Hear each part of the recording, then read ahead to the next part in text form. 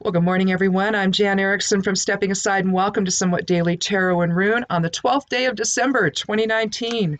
Well, we've reached our 12-12 gate, haven't we? If it were 2012, we'd have a 12-12-12 gateway. But right now, we had a similar, it's still a 3-3-3 ultimately reduced type of experience, right? The same as we had on the 3rd. Energetically, 2019 reduces to 3, the 12 reduces to 3. So you can see, really catalytic energy with the 3 in terms of a gateway or portal. Now, but what you have today, just with the 12-12, if you just reduce those together and ignore the 2019 energy, then you have a 33 energy. So you have the 3 amplified, you have if you want to look at it as a 33 master number, that's the master number for Christ consciousness. So you can see, how either we're amplifying some type of catalytic energy, and we could think of it as amplifying mind, body, spirit alignment, if you will, with the 3. Threes are found in everything. It's just part of the, you've got the mother, the father, and the 3rd is the child. So you have the basic 3 legs of the family, or 3 legs of creation. The mother father principle plus the offspring principle, the creation. So you've got that triad. So if you think about it from that standpoint, when you talk about Christ consciousness, you're not referring to Jesus, although you can look at what his life was to get an idea of, and what his message was, to get an idea of where this is going.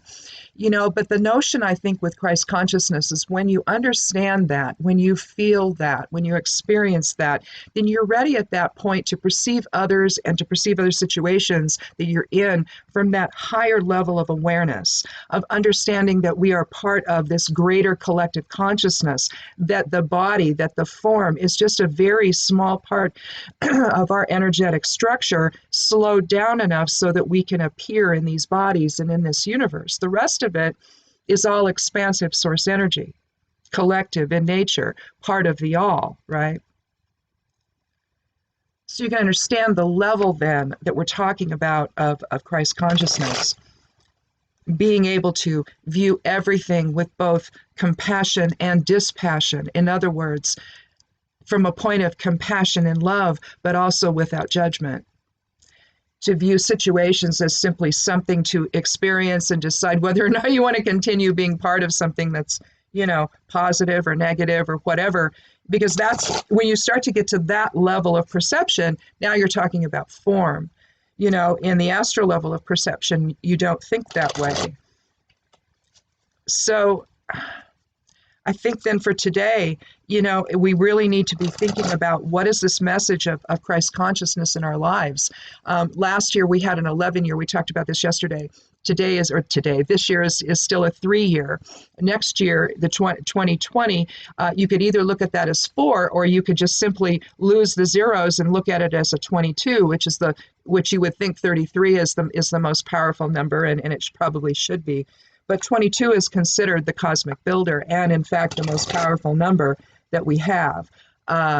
So we had enlightenment, we start catalyzing what we know into making some kind of a decision and forming some kind of a different concept about things, and then next year, what will we manifest? So you can see having, both 333 gateways this month really is in preparation for, or at least should be in preparation for, whatever we're going to be manifesting on a cosmic level next year. So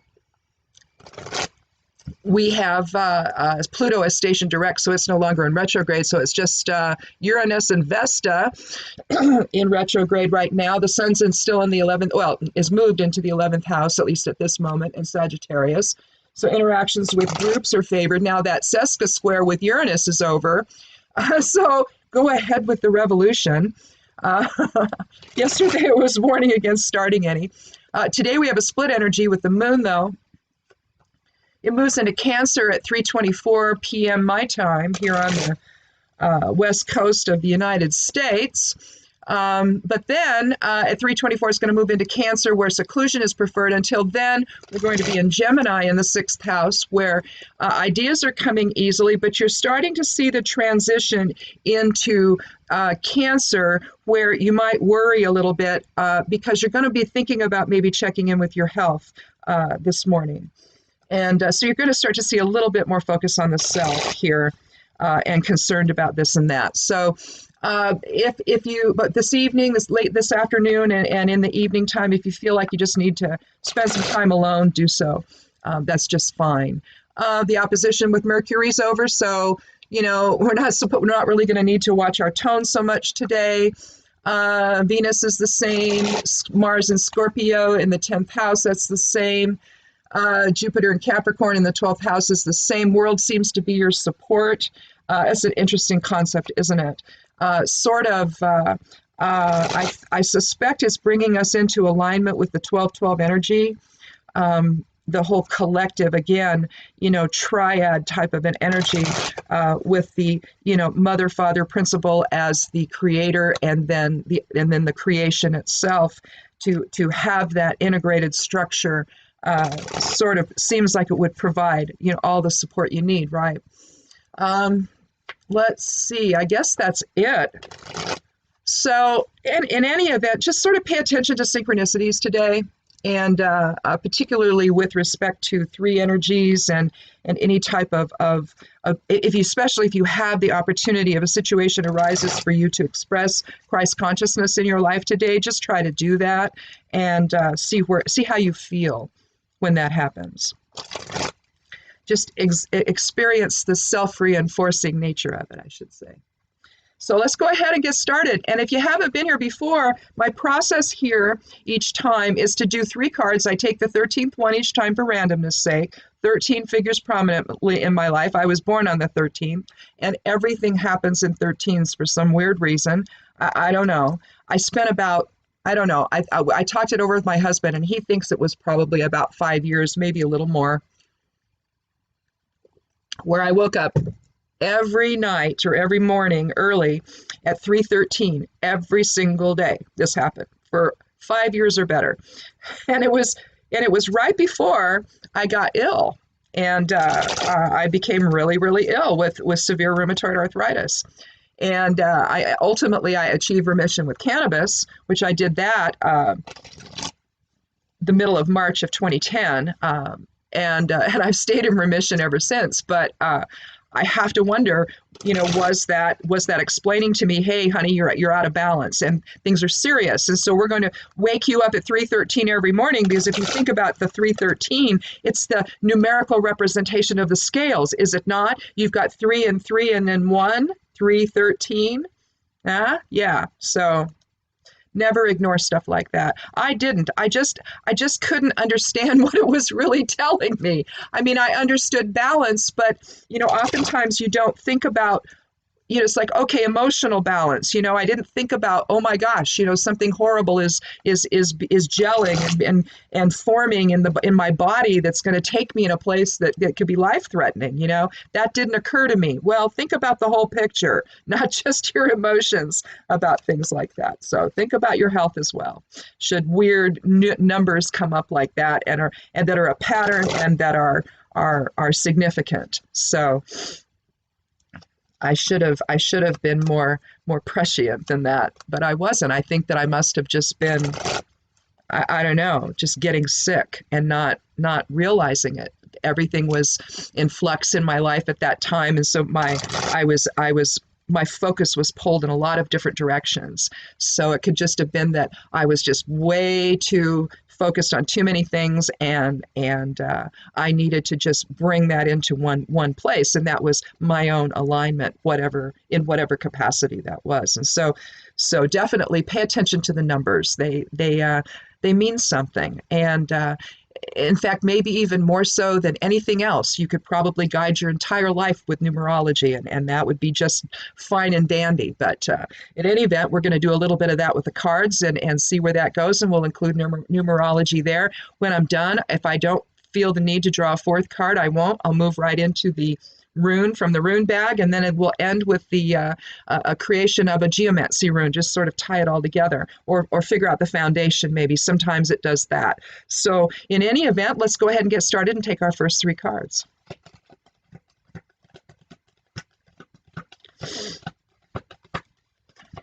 And we won't spend really any time talking about them. I'll show them to you, and then we'll talk about them when I get them all laid down. Well, here we have the 5 of Pentacles. So again, we've been having a lot of pentacles lately in the readings. So we've been thinking about our foundation, you know, our material life, income, legacy, security, home, all of that, tradition, ancestry. That's all part of the earth element in Pentacles.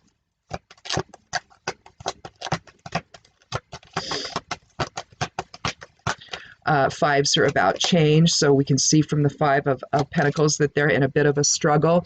Here you have another one. We have the 10 of Swords. Yeah, darkest before dawn. New beginnings, though. So it's not, even though it looks a bit terrifying there, you know, dead on the ground with 10 swords in your back. Well, you know, maybe it's time to let go of perception again. 33 Christ consciousness energy today.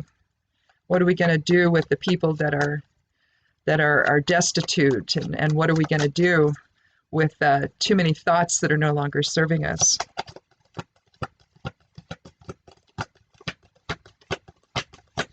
How are we going to perceive all of that? And from what place are we going to do that from? From the position of ego or from the position of spirit? The 1212 gateway would suggest that we need to start seeing ourselves as who we truly are and as that of spirit. And that's our greater essence, and that needs to be informing our perceptions and our decisions, and the way that we live our lives is from that standpoint. We're going to use this as the focal point here, the 13th card of the Major Arcana, Death. So I think we're going to go ahead and talk about, I'm going to just set the cards back there. I don't have a whole lot of room on my little table here. I don't know why I have so much garbage on it. I'm messy. So anyhow, let's go ahead and look at Death. This is a cool card. You see some recurrent themes in tarot. You see the beautiful white rose. You see the emphasis, though. You can see the pentagram contained within it, the five petals that stick out there, or leaves, or whatever they might be. But you're looking at a focus on material form. If you were to turn it up this way, you know, you can see the pentagram much easier. This is not a sign of evil. It's not a sign of the devil, although it's been attributed that way. But I think that we've gotten a little bit confused as to what all that was.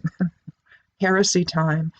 She's going to say things that make Christians' heads explode, but I'm sorry, but I just disagree with some of that. I don't mean to be disrespectful in it either, or flippant. I just feel that some of these symbols have been given meanings that are just not true. I hate to use cannabis as an example, but it plays such a prominent role in my life, you know, healing me like it did.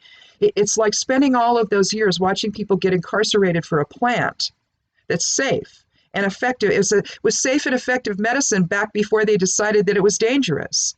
And the only reason that they decided it was dangerous is because the cotton people and the paper people didn't want the hemp people around anymore. They wanted to grow other things. They wanted their cash crops to be the ones that made the most money. So they had to get rid of hemp, right? And in turn, they got rid of cannabis, because that's all hemp is a form of cannabis.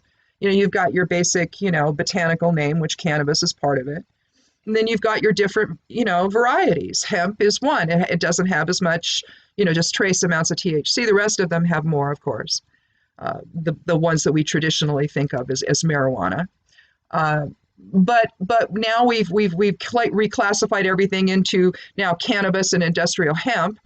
So there's your designation, and it just seems like, you know, here we have this lie that's been perpetuated that has caused so much trouble in our lives. Well, so does the concept of evil. and what the devil was, and this delineation between God and the devil. And I think that we just need to rethink all of that from a different perspective, from a less earthly perspective, and from a spirit perspective. Spirit is not something we work our way back to by doing good works, or God is not something we work our way back to by doing good works. It's about recognizing that within from the get-go and operating from that perspective, right? That's really what that is. It's also the key to ascension as well. But over here on the very side over here, you see the pillars, recurring theme in tarot, with the sun rising up, up, up between it. You're going to see, and we're going to draw a direct connection here to this. But in terms of perception, the perception from the flag is shown here, and we'll talk more about that. But we see the king is dead on the ground. The queen and the I don't know, their child or the page or whoever it is mourning on the ground. You see the priest is there, or the hierophant, if you will. And you see death riding through on his white steed, suggesting purity and rebirth. The battle is over. Essentially, the visor is up. So the battle is won. The battle is over. Transformation is ours. It's the 13th, again, the 13th card of the major arcana, which you can either leave alone, like I like to do, because I was born on the 13th. Oh my God! So I consider it the master witch number, but technically you would reduce it to 4. And so we're talking about, again, structure and foundation and rebirth, basically the cycles of life, really. But if we look at this in terms of a yod perspective, where we have the focal point being death, death is the transition. Death is the transition that we make. We're going to do this in reverse, though. We need to let go of that which no longer serves and allow something new to take hold. In this case, with swords, we're talking our thoughts. We're talking the air elements. So intellect, communication, reason. I mean, you could say that this is reason run mad. I've seen that as an interpretation. But realistically here, we're letting go of perceptions that don't serve us. And so the transformation here is not one of physical death. It's one of perception. Again, aligning with the 12-12 gateway today. So we have a 12-12 gateway reading. Yay! I was hoping for that. You just never know. But here we have change with the 5. We have 5 pentacles. We have 2 people huddled against the snow and the elements. One looks like he's missing a boot, but his foot has been bandaged. Now the other individual doesn't have any shoes on at all. It looks like that they're outside a church, and I only say that because of the stained glass window. There's been a change in circumstances here, but there's an element of perception involved. And it's because they're walking by here and they don't see that there could be something in there for them, that there's fellowship, that there's unity, that there's help available inside.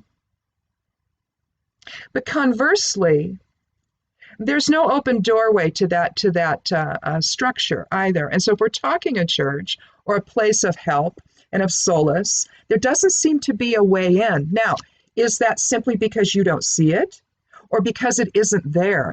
Because those on the other side of that wall are seeing you as something that's undesirable, so therefore help is not available to you. So again, you're looking at perception on both sides of the equation here. And I think that the 5 of Pentacles really illustrates that well.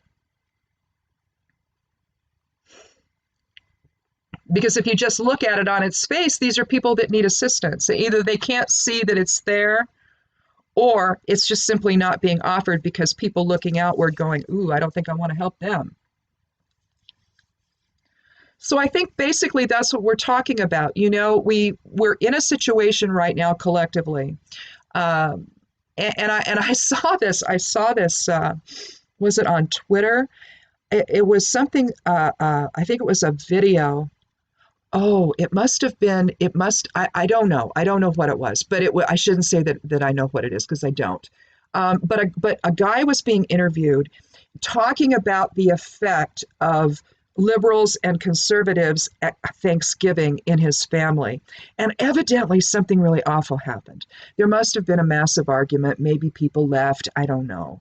I suspect that's what happened. I mean, that's typically when someone's talking like that. That's usually, on a holiday, what happens. The whole thing blows up and people leave in a huff, and people are upset, and things are said that shouldn't be, and sometimes it's about who so and so married, or sometimes it's about what people are, whether or not someone's got a job, or someone will start haranguing on someone else, and so it's just what happens, and I don't know why. It's like either you bring everything there to do that, or you go there and it's like, oh, I don't want any of that to happen, and then doggone it if it doesn't, right? So I think that what we have to get back to, and there was another thing on Twitter that I saw, another little video of a cat and a dog, and if you are on Twitter all the time, you've probably seen this, where the dog is like, I don't know what it is, a golden retriever or what it is, but it's one of those nice, friendly dogs, that'll play with. I didn't have golden retrievers, but every one of my animals, the cats and dogs I had, they all played with one another. The cats would chew on the dogs would chew on the cats, and it was fun, and they all loved it, and it was just amazing to watch all of this. They all got along. I never had animals that didn't. I mean, I just didn't. But this one video, it's so cool. It shows this cat's up on the counter, this island in the kitchen on the counter, and the dog is reared up, and he's biting at it and pawing at it, and the cat's doing the same back, and they're just having fun. But the caption is this is how Republicans and Democrats used to interact with one another. There would be the friction that was needed for compromise and change and, things to get done, but we were friends. So when we talked about my friend across the aisle and all of that, it was meant. And now something else is happening.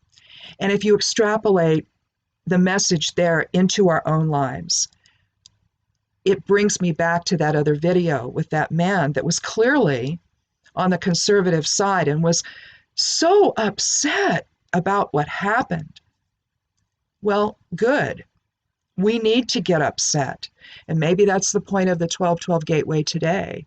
We need to understand who we are in that triangular structure to one another. That we are mothers and fathers in each other's lives. We are children in each other's lives. We're sisters and brothers. We're family. Whether it's in our immediate family or it's with our neighbors, or, we're part of a greater soul family. And we need to understand that. We need to understand that truth, and a 33 Christ consciousness type of energetic gateway can do that for us. You see, can open up that awareness to where we make that transition with death to in other words, dying to let the ego die within, let ego die to spirit, transmuting the ego's negativity and subjective perception into the dispassionate and loving, compassionate view of spirit. Dispassionate from the standpoint of not judging another person, harshly about anything. Just understanding that we're all here to work through whatever we decided to work through. And maybe, someone that's a difficult person to be around is just there for our own growth. Or maybe we're there, we made some soul commitment to them to be there for theirs, to be part of that. So you just don't know. You don't know what that soul commitment was. And those agreements were before coming into form with members of our soul family. You might have some insignificant, seemingly insignificant, interaction with someone you don't even know out and about, and that we walk, my husband and I do. Lately we haven't been, but we're going to today. And because it's looking like the sun's going to be out and it's not going to be all icky. So we're going to go ahead and walk today. And, you'll run into people. People will wave at us. Sometimes they'll stop, and talk to us. And we don't know these people, but they know us because we're out there. How do we know that this one moment isn't keeping us from something bad that's going to happen, that could happen? And spending that time with that person is so valuable, right? Just in terms of interacting with that person, they thought enough to stop and to say something nice to you, You know, oh, I've started my own exercise regimen because I see you out here all the time. I've started walking. I have a bicycle. I'm riding my bicycle. They tell us things like that. Or they say, do you need a ride? Can I take you anywhere? It's like, no, no, no, no. We're working out. We're working out. You know, so you have that interactions that are you don't know they're coming. Pay attention to them. They matter. That could be someone from your soul group just checking in saying, hi, how you doing today? You know, and your soul understands that. So, you know, it resonates there. So again, watch for this pattern here of awakening, of opportunities to shift your perception to something that is more soul-based and less ego-based, you know. But let's take a rune and see where we're doing pretty well on time here. Well, it's about 25 minutes, so it's time to take a rune. I try to keep these around 30 minutes at the most. Sometimes I go over, sometimes I don't get there, especially on a Thursday. Sometimes, because it's the last day, I do these 4 days a week. So, you know, sometimes I'm a little quicker on Thursdays. I don't know why. It's like, oh my God, you just start my 3 days off. I'm not. I write the rest of the time. And now I'm doing this affiliate stuff. So, you know, it's all I'm doing now is tweeting out ads and doing ad copy on the blog, on landing pages and stuff like that on the affiliate deal. So anyhow, but anyway, we have Degas, and we had this the other day.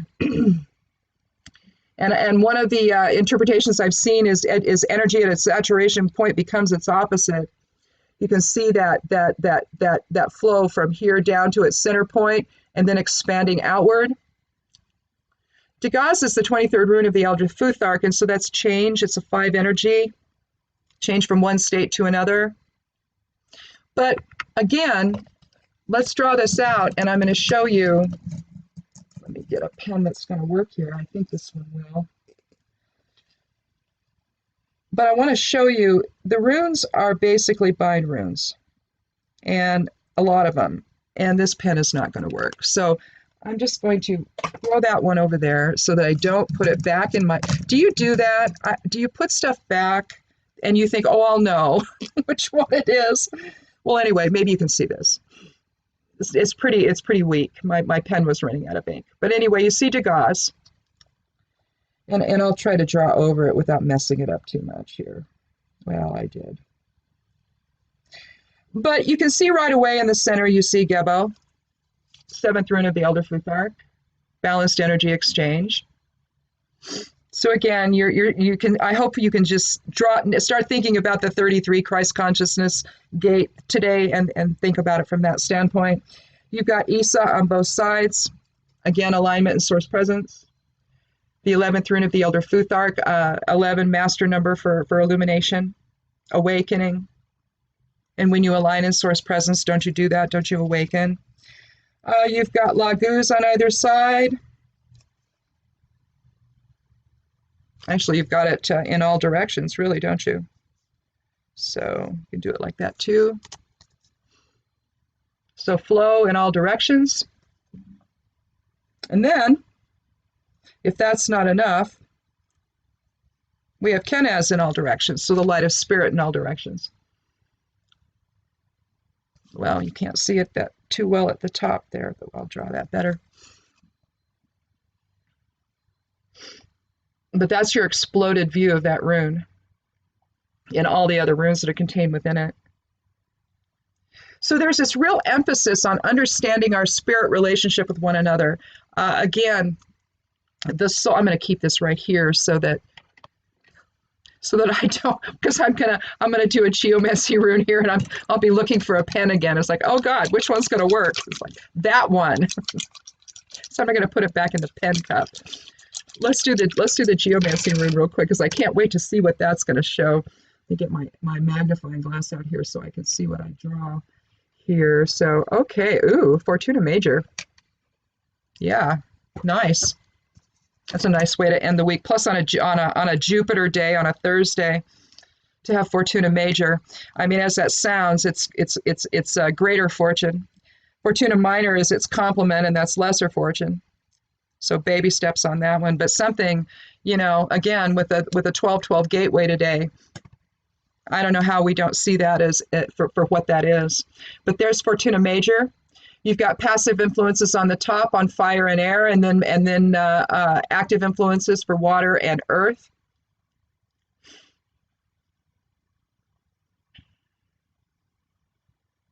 So water for change, earth is again material possessions, and it's expansive here on the top.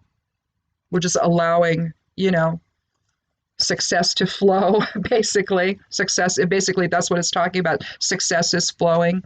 Well, but then how does that happen in terms of the 1212 gateway? Well, I think that success is understanding who we are and not allowing the ego to define what that is. Allowing spirit to define that. I think that, there's been a lot of different channelings out there, different channel texts, which I think help inform some of it. Now, the Seth material, Seth Speaks is one, Law of One is another. Law of One, you've got, 4 or 5 books or something, and you can read that one over on lawofone.info. That particular website, they have it there, and they've also taken it and compiled it into different groupings as well, different types of messages that they're talking about. So whether they're talking about extraterrestrial involvement, they'll group those in that section, or they're talking about who we are as spirit. They'll have sections and excerpts from the Law of One that are in there. So I would say, then there's also the Course in Miracles. That's very long. That one took me 30 years to finish, believe it or not. I would get halfway through it, and I did that for the first, I think it was in 2014 that my husband decided to do the course, and so I thought, well, okay, I better not let him be the only one. I'll finish it. And so I just started it over, and we did it. We used to have Miracle Hour at 3:00 every day, and we would read from the Course in Miracles and just wherever we were at that point. And I think that, the basic premise, if you've not done this, is nothing real can be threatened, nothing real exists, therein lies the peace of God. Well, what that's saying is that, in fact, there's a passage in it where it says we could say God is and cease to speak. Because if you believe that the all is all that is, then everything is the all.